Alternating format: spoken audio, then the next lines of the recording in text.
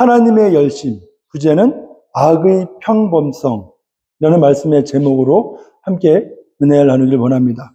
오늘 본문은 사도 바울과 바나바가 이고니온에서 전도하는 장면입니다. 1. 복음이 전파되는 곳에 나타나는 영적 분열.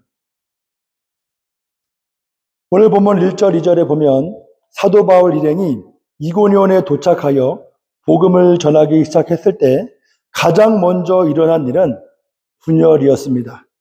유대인과 헬라인을 포함한 다양한 민족들이 살던 도시에 복음이 전해지자 그 지역 사람들이 두 그룹으로 나뉘기 시작했습니다. 복음을 믿는 자들과 믿지 않는 자들로 갈라졌습니다. 이고니온에 복음이 전파되자 겉으로 보기에 평온했던 도시가 영적인 전쟁과 갈등이 시작되는 현장이 되었습니다. 이번 예수님이 말씀하신 분열의 본질, 이고니온 도시의 분열 상태, 이고니온 도시의 상황을 영적으로 보면 예수님께서 마태복음 10장 34절 이하에서 말씀하신 내가 세상에 평화를 주러 온 것이 아니라 검을 주러 왔다. 부모와 자녀, 자녀와 자녀 사이에 갈등할 것이다 라는 예언적 말씀이 떠오릅니다. 바로 이런 분열이 이고니온 지역에서 일어난 것입니다. 이 분열은 단순한 갈등이나 혼란이 아니었습니다. 영적으로는 구원의 역사를 위한 분리 작업 또는 분리 과정이었습니다. 하나님의 성령께서 역사하시면서 구원의 길로 죽어가는 영혼을 건져내는 과정이었습니다. 우리는 이런 상황을 영적으로 분별할 필요가 있습니다. 우리가 육신의 눈으로 판단하면 평온해 보이는 도시에 혼란이나 분열, 갈등을 일으킨 사도 바울과 바나바를 비난할 수 있습니다. 당신들 때문에 평온하던 도시에 갈등이 생기고 편이 갈리고 이웃 간의 싸움이 일어났습니다. 이렇게 사도 바울과 바나바를 원망하고 비난할 수 있습니다. 그런데 우리는 깊이 잘 생각해 보아야 합니다. 이고니온 지역에 전해진 복음은 혼란을 야기하는, 분열시키는 복음이 아니라 기존의 어둠의 세력, 죄된 영향력에서 깨우는 구원을 위한 복음이었다. 세상 사람들의 눈에는 혼란으로 보이고 믿음의 사람들에게는 구원의 길로 나아가는 모습으로 보입니다. 구원의 길로 나아가기 위해서는 기존의 어둠의 세력, 죄된 영향력에서 벗어나야 합니다. 이것을 볼 수 있는 영적인 눈이 있어야 합니다. 즉, 겉으로 보이는 평온함은 진정한 평온이 아니라 세상적, 육신적, 찰나적 평온입니다. 장차 임할 진노와 심판을 피할 수 없습니다. 내가 지금 누리는 평온은 어디서 오는 평온인가? 세상이 주는 평온인가? 하나님의 은혜로 인한 평온인가? 생각해 보아야 합니다. 우리에게 필요한 것은 주님이 주시는 참된 진정한 평안과 기쁨인 줄 믿습니다. 3번, 복음의 영향과 영적 싸움. 3절에 보면 도시의 분열과 갈등이 생기자 사도 바울과 바나바는 더 오래 머물며 더 힘있게 담대하게 복음을 전합니다. 성경학자들, 주석학자들은 그들이 6개월 정도 이상 머물렀다고 추정을 합니다. 그곳에 더 머물며 복음을 전합니다. 그때 어떤 역사가 일어나는가? 하나님의 더 강력한 기적이 일어납니다. 기사와 표적들이 일어나며 하나님의 놀라운 능력이 나타났습니다. 하나님께서 사도 바울과 바나바를 통해서 하나님의 기적의 역사를 보여주십니다. 원문의 성경 구절의 구문을 문법적으로 정확히 표현하면 사도 바울과 바나바의 자유의사로 더 머물렀다기보다는 성령께서 사도 바울과 바나바를 더 머물게 하십니다. 은혜의 말씀과 표적과 기사와 능력을 사도 바울과 바나바에게 부어주셔서 더 머물게 됩니다. 이렇게 하나님의 능력은 더욱더 강력하게 이고니온 도시에 역사하십니다. 이러한 하나님의 역사는 단순히 도시를 분열시키는 차원이 아니라 그 지역에 죽어가는 영혼들을 흔들어 깨우는 작업이었습니다. 하나님의 역사가 강력하게 일어나면 일어날수록 이고니온을 붙잡고 있던 어둠의 세력의 정체가 점점 드러납니다. 그 반대 세력의 핵심에는 유대인 지도자들이 있었고, 이들은 이방인 지도자들, 관리들과 연합해서 복음을 전하는 사도 바울과 바나바를 단순히 모함하고 험담하는 수준이 아니라 점점 더 극단으로 향해 갑니다. 모욕하고 결국에는 죽이려고까지 하였다고 성경은 기록합니다. 여기서 우리가 기억해야 할 것은 하나님의 역사가 강력하게 일어날 때 어둠의 정체가 더욱더 분명하게 드러난다. 이것은 그 지역뿐만 아니라 우리 자신도 동일합니다.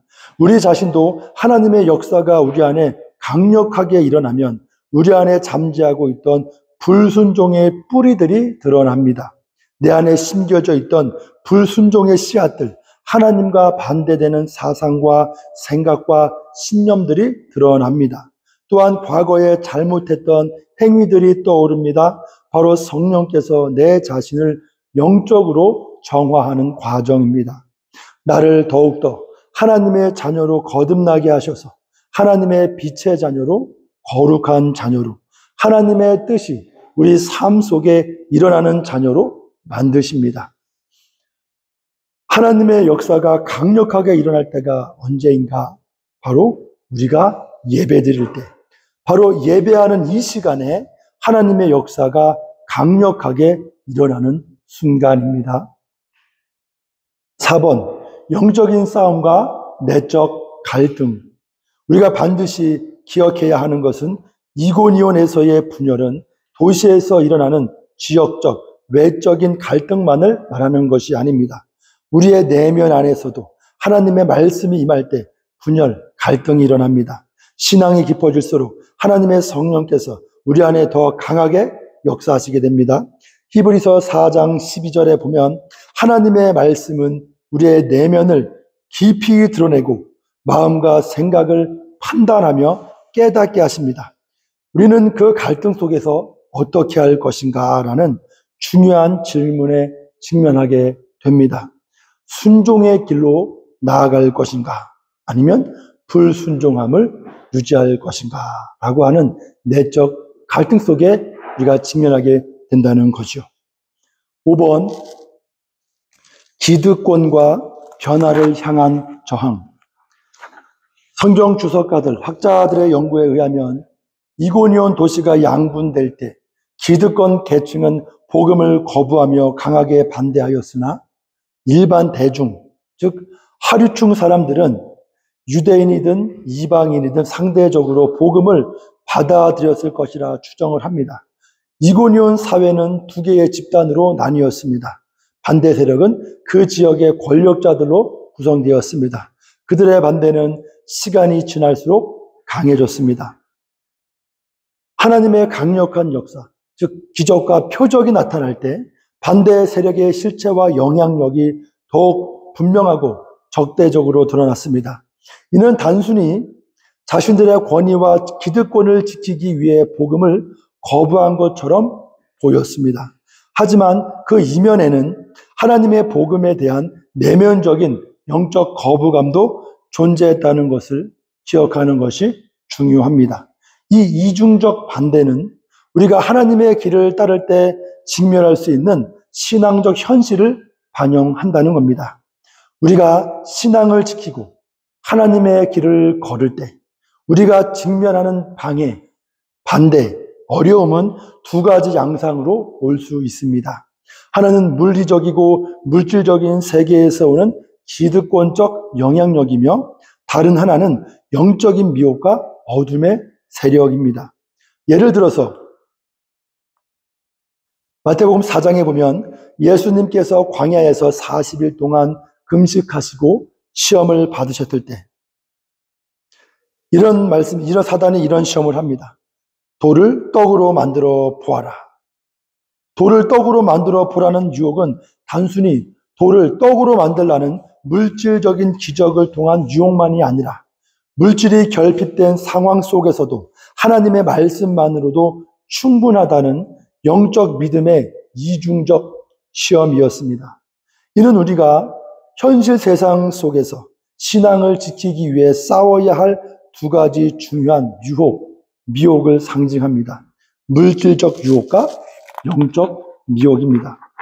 우리가 물질적으로는 인간적인 극기, 우리가 물질적 유혹은 인간적인 극기, 인내를 통해 싸울 수 있을지라도 영적 싸움에는 어둠의 세력, 즉 마귀의 세력을 이길 수 없습니다. 우리가 싸워야 할 영적 전쟁에서 승리하기 위해서는 오직 하나님의 성령의 힘에 의존해야 합니다. 하나님 없이는 영적 싸움에서 승리는 불가능합니다. 사도 바울과 바나바가 반대의 세력과 싸울 때 반대의 세력은 악담을 하고 악감정을 퍼뜨리고 비난을 하고 험담을 하면서 사도 바울과 바나바를 공격하였습니다. 영어 번역은 더욱더 강력하고 직설적으로 표현합니다. 2절에 그러나 순종하지 아니하는 유대인들이 이방인들의 마음을 선동하여 형제들에게 악감을 품게 하거늘 유대인들은 영어 번역이 poisoned their minds 라고 표현합니다. 그때 사도 바울과 바나바는 어떻게 대처하나요? 동일하게 복수합니까? 아닙니다. 3절에 보면 반대 세력에 집중하는 것이 아니라 하나님에게 더욱더 집중합니다. 기도와 말씀으로 하나님이 주시는 힘을 얻고 하나님이 주시는 담대함을 얻고 하나님이 주시는 기적으로, 표적으로, 능력으로 하나님이 주시는 말씀으로 대적합니다. 여러분, 이것이 중요합니다. 우리가 신앙생활할 때 우리를 반대하는 세력은 항상 존재합니다. 그럴 때 우리가 어떻게 반응해야 할까요? 반대의 세력과 맞서 싸우는 육적인 싸움에 집중하는 것이 아니라 더욱 기도에 힘쓰고 말씀을 붙잡으며 하나님께 의지하는 것입니다. 하나님이 주시는 담대함을 얻고 힘을 얻고 위로를 얻고 용기를 얻고 능력을 얻고 하나님의 뜻에 따라 그분이 열어주시는 주님의 길을 걸어가는 것이 중요합니다. 우리가 해야 할 일은 반대 세력과 맞서 싸우는 것이 아니라 하나님을 향해 나아가는 것입니다. 반대 세력에 대항하거나 그들과 감정 싸움, 말 싸움을 할 필요가 없습니다. 그 일은 하나님께서 하실 것입니다. 우리가 힘들고 화나고 억울하고 괴로울 때 반대 세력을 향해 달려가고 싶을 수도 있지만 그 대신 그 모든 감정과 마음을 담아 하나님께 달려가야 합니다. 사실 우리는 이것이 쉽지 않습니다. 저도 이것이 쉽지 않습니다. 우리는 때때로 너무 분노하고 억울하면 상대방에게 가서 다 쏟아내고 싶습니다. 그러면 속이 시원할 것 같습니다. 실제로 시원하기도 합니다. 그런데 그 당시에는 시원할 수 있으나 시간이 지나면 그것이 무슨 소용이 있나? 다 허무해집니다. 하나님 앞에 죄송스럽습니다. 여러분, 눈물이 흐르지만 그 눈물을 삼키며 마음속 깊은 아픔을 억누르고 입술을 깨물고 육적인 싸움의 유혹을 떨쳐내고 하나님께 나아가십시오. 그 아픔과 분노, 답답한 마음을 한순간도 놓치지 말고 모든 것을 기도로 싸서 하나님께 아뢰십시오. 우리는 하나님을 붙들어야 합니다. 하나님이 반드시 풀어주십니다. 하나님이 분명 해결해 주십니다. 모든 상황을 육적인 싸움으로 끌고 나가지 말고 영적인 싸움으로 나가야 합니다. 하나님께 모든 것을 맡기고 내 자신을 내려놓을 때 그 안에서 하나님의 능력과 기적을 경험할 수 있습니다. 이것이 바로 신앙생활의 핵심입니다. 반대 세력은 우리가 감당할 수 있는 것이 아닙니다. 우리가 할 수 있는 일은 오직 하나님을 믿고 모든 것을 그분의 손에 의지하는 것입니다. 끝까지 참고 기다려보세요. 한번 끝까지 지켜보세요. 하나님은 우리와 함께 하시며 우리를 승리로 이끄실 것입니다. 여기서 우리가 때때로 신앙생활 하다가 이런 질문을 할 때가 있습니다. 하나님의 인도하신 대로 갔더니 실패할 때도 있더라. 우리가 종종 이런 신앙생활 하다가 이런 의문, 이런 당혹감을 들 때가 있습니다. 하나님 뜻대로 열심히 했는데 왜 일이 잘 되지 않지? 오늘 본문 사도행전 14장 1절에서 7절에 나타나는 사도 바울과 바나바의 전도 사역은 우리가 예상한 대로 전개되지 않았습니다. 이고니온에서 복음을 전하자 많은 사람들이 복음을 처음에는 믿었고 나중에 점차 반대 세력이 나타났습니다.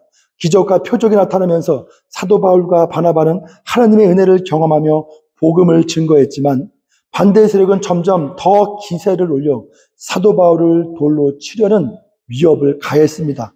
결국 사도 바울과 바나바는 다른 지역으로 도망갔다라고 성경은 기록하고 있습니다. 여기서 우리는 의문을 가질 수 있습니다.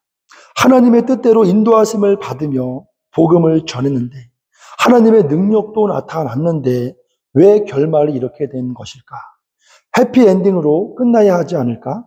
반대 세력은 무너지고 사도 바울 일행은 승리해야 하지 않을까? 하나님의 뜻을 따랐다면 결국 성공적인 결말이 있어야 하지 않을까?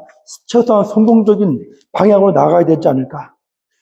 사도 바울의 전도 여행뿐만 아니라 우리의 신앙생활에서도 종종 하나님의 말씀대로 따랐는데 승리 또는 성공하는 것처럼 보이지 않을 때가 있습니다. 이 질문에 대해 우리는 깊이 생각해 보아야 합니다. 겉으로 보면 사도 바울과 바나바의 실패로 끝난 것처럼 보입니다. 사도 바울과 바나바의 사역 여정은 외연상 실패로 보일 수 있습니다. 하지만 정말 그들이 실패한 것일까요? 하나님께서 보시기에 진정한 실패자, 패배자는 누구일까요? 사도 바울은 결코 실패자가 아닙니다. 실패자는 끝까지 불순종하며 하나님의 부르심을 외면한 자들입니다. 끝까지 반항하고 돌이키지 않으며 구원의 기회를 거부한 사람들, 바로 그들이 진정한 실패자입니다. 사도 바울과 바나바는 하나님의 은혜의 기회를 이고니온에 전환했을 뿐 그 기회를 붙잡지 못한 이들이야말로 실패한 이들입니다. 저들은 그들이 받을 수 있는 은혜를 거부한 사람들이요 구원의 길을 외면한 이들입니다. 그들이야말로 하나님 앞에서 완전히 패배한 자들이라는 거죠. 하나님께서는 사도 바울과 바나바를 통해 이고니온 지역에 풍성한 구원의 은혜를 부어주셨습니다. 수개월 동안 그 지역에는 하나님의 은혜가 넘쳤고 그 시간 속에서 하나님은 기적과 표적을 통해 사람들의 마음을 여셨습니다. 그 기간 동안 하나님께서 예비하신 영혼들은 모두 돌아왔으며 복음은 능력과 기적으로 전파되었습니다. 그러나 하나님의 은혜의 시간은 그때까지였고 그 이후 더 이상 반응하지 않는 영혼들에 대해서는 은혜의 시간이 종료되었습니다. 하나님께서는 사도 바울과 바나바를 그 자리에서 떠나게 하셨습니다. 이 모든 과정은 하나님의 뜻에 따른 섭리였으며 이는 우리가 하나님의 시각에서 바라봐야만 온전히 이해할 수 있는 영적 모습입니다. 여러분, 모든 것에는 때가 있습니다. 하나님이 역사하시는 때, 그분이 은혜를 베푸시는 때, 그리고 그 기회가 지나가면 더 이상 돌아오지 않는다는 사실을 우리는 기억해야 합니다. 하나님께서 베푸신 은혜의 때는 무한하지 않으며 그 기회를 붙잡을 때가 바로 지금이다라고 성경이 우리에게 말씀하고 있는 거죠. 이와 같은 상황을 사도 바울의 관점에서 보면, 인간적인 관점에서 보면 겉으로는 실패처럼 보일 수 있습니다. 그러나 하나님의 관점에서는 그들의 사역이 그 어떤 성공보다도 의미 있는 일이었습니다. 그들은 수개월 동안 하나님의 능력과 기적을 몸소 경험하며 하나님께서 자신들과 함께 하신다는 확신 속에서 복음을 전파했습니다. 그들이 전한 복음은 단순한 말이 아니었습니다. 그것은 하나님의 능력으로 뒷받침된 진리였고 그들의 사역을 통해 수많은 영혼이 구원을 받았습니다. 죽어가는 영혼이 구원받는 그 과정 자체가 그들이 하나님의 뜻을 이루어가고 있다는 증거가 되었습니다. 사도 바울은 눈에 보이는 성공과 실패를 넘어서 오직 하나님의 뜻을 따라 순종하는 길을 걸어갔습니다. 그 길이야말로 진정한 성공의 길이었습니다. 하나님께 순종하며 살아가는 인생이야말로 가장 성공한 인생이다. 하나님께서 함께 하시기에 성공할 수밖에 없는 인생이라는 사실을 꼭 기억해야 합니다. 우리는 신앙생활 하면서 눈에 보이는 성공과 실패에 의해 평가되지 않아야 합니다. 때로는 눈에 보이는 실패가 실제로 하나님의 뜻을 이루는 과정일 수 있습니다. 또한 눈에 보이는 성공이 영적으로는 실패일 수 있습니다. 가장 중요한 것은 우리의 기준이 아니라 하나님의 기준에서 평가받아야 한다는 점입니다. 하나님께서 보시는 관점에서만 우리가 제대로 이해할 수 있습니다. 사도 바울이 겪은 일들은 스데반의 순교와 유사합니다. 스데반이 돌에 맞아 죽을 때 그가 보았던 하늘과 예수 그리스도의 영광, 사도 바울이 지금 이 자리까지 오게 된 것은 유대인들에게 돌 맞아 죽을 위기까지 담대하게 올 수 있었던 계기는 바로 다메섹에서 경험한 예수 그리스도 경험, 예수 그리스도 때문입니다. 이러한 영적 경험은 사도 바울이 처한 상황을 이해하는 데 중요한 열쇠가 됩니다. 신앙의 세계는, 믿음의 세계는 이성적 이해를 넘어서 이성을 무시한다는 것이 아니라 이성적 그 이해 그 위에 경험적인 차원도 필요합니다. 사도 바울의 사역을 제대로 이해하려면 이성적 판단을 넘어서 하나님 경험을 해야만 사도 바울의 마음과 심정을 온전히 알 수 있습니다. 따라서 사도 바울의 사역이 겉으로 보이는 것처럼 단순히 실패로 간주될 수 없듯이 우리의 신앙생활에서도 눈에 보이는 성공과 실패에 의해 판단하지 말고 하나님의 뜻과 계획을 중심으로 그 길을 걸어가야 합니다. 우리가 하나님을 믿고 순종하는 그 자체가 가장 중요합니다. 여러분, 우리가 지금 하나님을 믿고 있다는 그 사실, 내가 지금 순종하고 있다는 그 현실, 그 자체가 가장 중요합니다. 하나님은 우리가 경험하는 성공과 실패를 넘어서 그분의 뜻을 이루기 위해 일하시기 때문입니다. 마지막으로 오늘 본문과 관련해서 꼭 이해해야 하는 악의 평범성에 대한 개념을 설명하고 설교를 마치겠습니다. PPT에 나오는 이 여성분은 독일 출신의 홀로코스트 생존자이자 작가, 정치 이론가, 철학자인 한나 아렌트라는 분입니다. 악의 평범성이라는 개념은 한나 아렌트라는 사람이 쓴 책 제목이기도 하고 그 책에서 말하는 중요한 아이디어이기도 합니다. 한나 아렌트는 누구인가? 한나 아렌트는 독일에서 태어난 유대인입니다. 그녀는 정치 철학자요 사상가이기도 합니다. 나중에 미국으로 망명해서 살았습니다. 그녀가 쓴 책 악의 평범성이란 무슨 내용인가 하면 나치 독일에서 벌어진 끔찍한 전쟁 범죄에 대한 내용입니다. 이 책에서 중요한 인물이 한 명 나옵니다. 아돌프 아이히만이라는 사람입니다. 아돌프 아이히만은 누구인가? 아이히만은 나치 독일의 고위 관리였으며 전쟁 중 수많은 유대인들을 포로 수용소로 보내는 일을 지시하고 실행한 인물입니다. 600만 명의 유대인 학살의 실무 총책임자 위치에 있었던 인물입니다.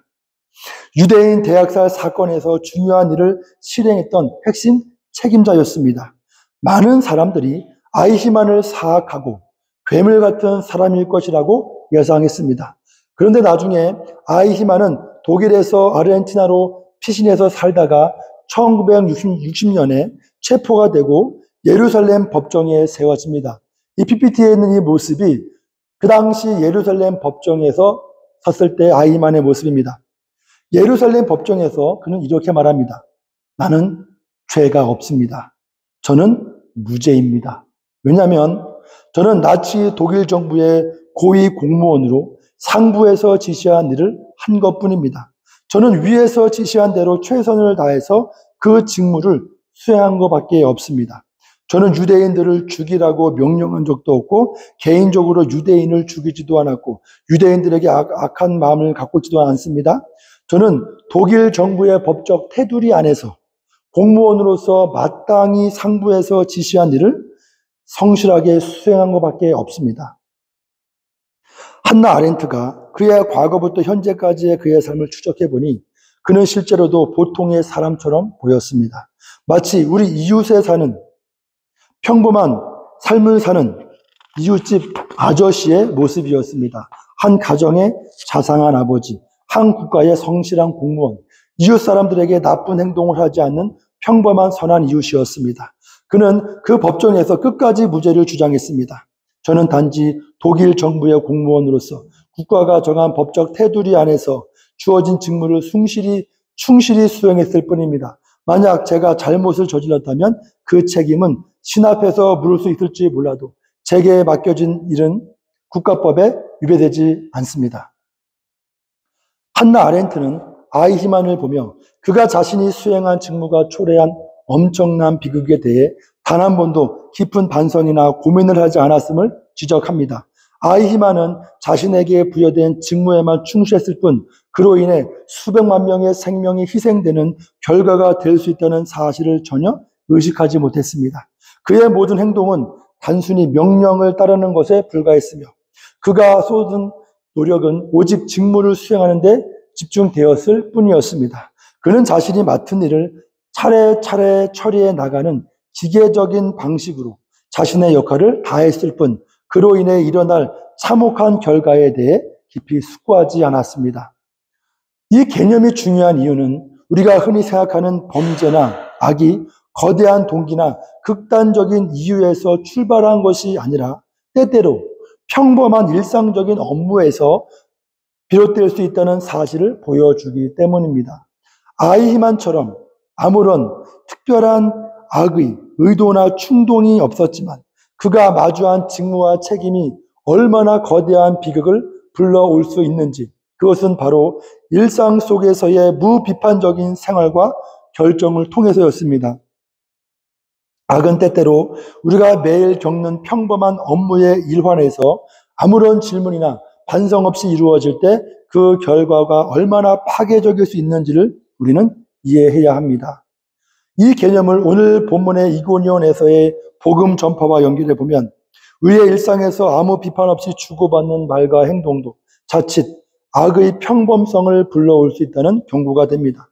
우리가 평소에 무심코 하는 말이나 행동 또는 부주의하게 내뱉는 의견이 복음을 가로막고 사람들에게 복음에 대한 부정적인 인식을 만들 수 있습니다. 이처럼 우리는 우리 자신이 아무 생각 없이 내뱉는 일상의 평범한 말이나 행동이 지옥으로 이끄는 잠정적 악이 될 수 있음을 인식해야 합니다. 오늘 본문 말씀에서 사도 바울과 바나바가 복음을 전파할 때 이고니온에서 복음을 전파할 때 많은 사람들이 유대인과 이방인 많은 수가 처음에는 복음을 받아들였습니다. 그러면서 동시에 반대 세력이 나타났습니다. 이 반대 세력의 주도자들, 선동자들이 선봉에 유대인 지도자들이 있었고 그들은 자신들의 분명한 목적을 가지고 반대를 하였습니다. 그런데 그들이 그 도시 사람들에게 악감정을 퍼뜨릴 때 같이 동조했던 무리들은 아무 비판 없이 유대인 선동자들의 말을 듣고 합세하였습니다. 그들은 자신들이 왜 반대해야 하는지, 어떤 범죄 때문에 사도 바울을 돌로 쳐 죽여야 하는지, 자신들이 무슨 일을 하고 있는지, 자신들의 모습이 나중에 얼마나 큰 비극을 몰고 올지 모르고 심각하게 생각하지 않고 그 선동에 합류했습니다. 바로 그 무명의 동조자들, 그 무명의 무리들의 그 무비판적 순응이 가장 큰 문제입니다. 사도 바울은 어쩌면 그들 인생의 마지막으로 찾아온 하나님의 마지막 구원의 손길일 수 있기 때문입니다. 마지막 기회일 수 있습니다. 유대인들과 이방인 지도자들은 자신들의 기존 질서와 전통, 기득권을 지키려는 의도로 분명한 목적을 갖고 복음을 반대했지만 그들을 따르던 무리들은 아무 생각 없이 추종한 것이 나중에는 자신들의 구원의 길을 막는 얼마나 어리석은 모습인지 깨닫지 못했습니다. 유대인 지도자들, 그 지역 이방인 지도자들의 말을 아무 비판 없이 따르며 복음에 대해 반대하고 저항하는 것, 더 나아가서는 사도 바울과 바나바를 모욕하고 돌로 쳐 죽이려는 계획은 하나님의 뜻을 저버리고 하나님을 모욕하고 하나님에게 돌을 던지는 행위임을 깨닫지 못합니다. 그들은 단순히 그 지역의 통치자들, 지도자들이 시키는 대로 동조하고 따를 뿐입니다. 우리는 이 점을 우리 삶에 적용해야 합니다. 우리의 영적으로 깨어있지 않음과 무의식적인 말과 행동이 어떻게 예수님의 지상 명령인 복음 전파를 방해할 수 있는지 우리는 늘 경계해야 합니다. 예를 들어 우리가 교회에서 교회에 대해 부정적인 말을 한다거나 믿음에 대해 부주의하게 발언할 때 그 말은 누군가에게 복음을 거부하게 만드는 원인이 될 수 있습니다. 또한 우리 주변에 있는 사람들의 신앙을 흔들리게 하거나 하나님의 구속의 계획을 방해하는 하나님과 적대적인 역할을 할 수도 있다는 점을 기억해야 합니다. 따라서 우리는 영적으로 깨어 있어야 합니다. 아히만처럼 무심코 악을 행한 사람이 되지 않도록 우리의 말과 행동이 하나님께서 주신 복음의 빛을 가리지 않도록 조심해야 합니다. 결론적으로 오늘 말씀의 제목, 하나님의 열심, 주제, 악의 평범성.